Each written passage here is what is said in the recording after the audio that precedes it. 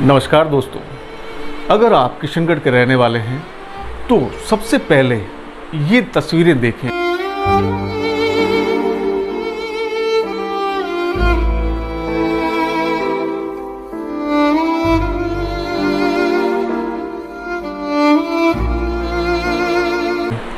इन videos में दिखाई देने वाले लोग बेहद चिंताग्रस्त हैं।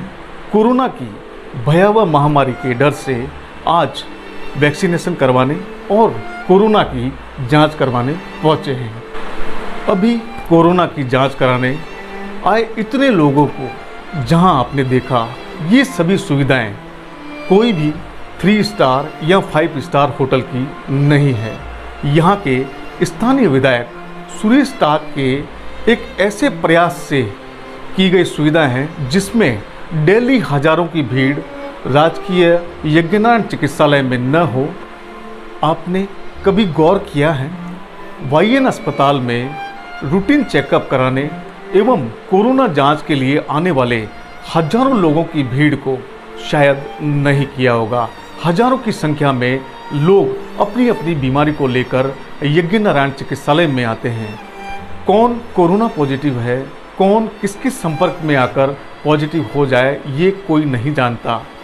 इन्हीं सभी समस्याओं से किशनगढ़ को बचाने के लिए विधायक सुरेश टाक ने कोरोना की सुचारू जांच एवं वैक्सीनेशन हेतु 2 अलग अलग जगह, जिसमें पहला स्थान रोटरी क्लब और दूसरा स्थान सूरज देवी सभागार स्थल को चुना गया। खास बात देखने वाली यह थी, रोटरी क्लब में कोरोना जांच के लिए आने वालों की संख्या तकरीबन 300 के आसपास थी। वहीं बात करें सूरज देवी सभागार में होने वाले वैक्सीनेशन की तो वहां पर आने वाले लोगों की संख्या तकरीबन 200 से 300 के बीच थी।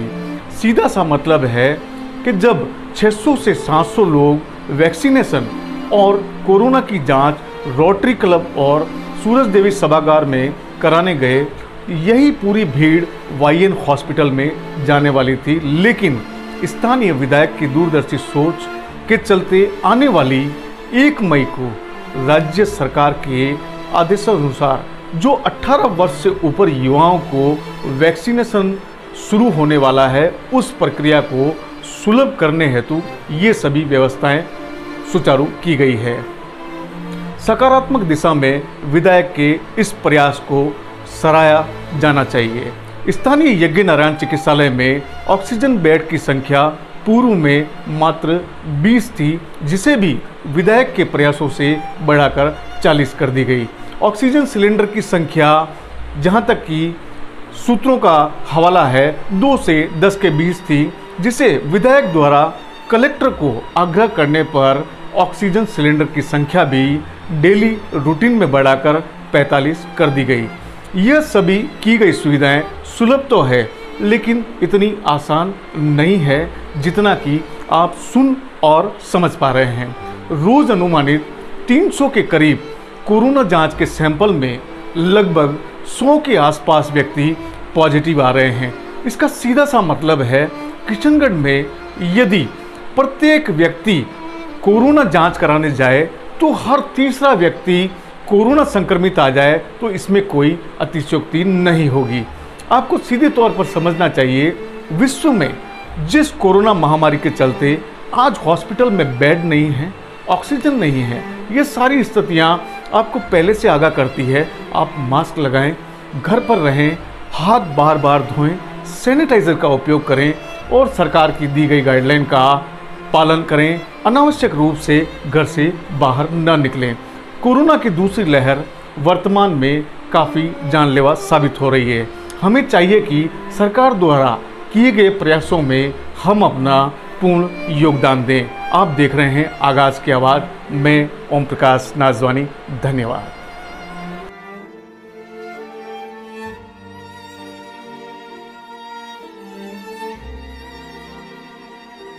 ये 2 दिनों से कवायद चल रही थी। हम किसी भी तरह से वाईएन से जो भीड़ थी उसको कम करने की कवायद थी और इस संक्रमण के फैलाव को रोकने के लिए हमने ये जो किया एक्सपेरिमेंट, ये शायद हमें अच्छा लग रहा है कि बहुत अच्छे माहौल में यहाँ वैक्सीनेशन हो रहा है।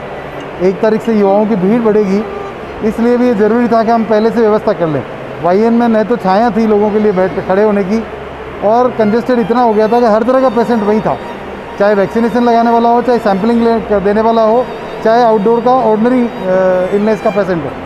तो आज वहाँ मैं जब वाईएन गया तो 1000 लोगों की भीड़ कम नज़र आई। वो स्वाभाविक बात है कि वो 3 जगह बट गई। तो एक अच्छा संकेत है इस कोविड में कि हम संक्रमण को फैलने से रोक रहे हैं, और लोगों से अनुभव भी साझा कर रहे हैं। बहुत अच्छा लग रहा है लोगों को, हमें भी बहुत अच्छा लग रहा है कि हमारा ये जो प्रयोग है ये सफल होगा, और शायद का संक्रमण की चेन टूटेगी, कम से कम लोगों को संक्रमण फैलेगा। पहले ये लग रहा नहीं था, हो रहा था कि जब आपस में लोग मिल रहे थे तो संक्रमण बढ़ रहा था।